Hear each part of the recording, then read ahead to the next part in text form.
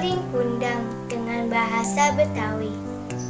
Dulu, di sebuah kampung, hidup seorang enyak bersama anak sematawayangnya yang bernama Maling Kundang. Enyak bekerja sebagai nelayan. Ketika si Maling Kundang sudah dewasa, si Maling Kundang izin mengadu nasibnya ke kote. Enyaknya pun ngizinin dia. Selama ditinggal si Maling Kundang, si enyak sakit-sakitan. Lain dengan kehidupan si Maling di kota.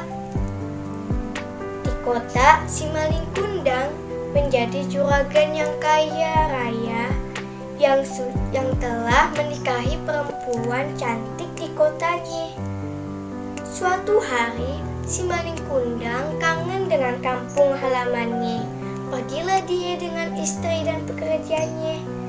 Tiba di kampung, tetangga si Maling Kundang bilangin ke enyaknya kalau Maling Kundang udah berada di kampung. Enyaknya pun kaget dan langsung marahin si Maling Kundang. Namun, si Maling Kundang berpura-pura enggak kenal sama enyaknya.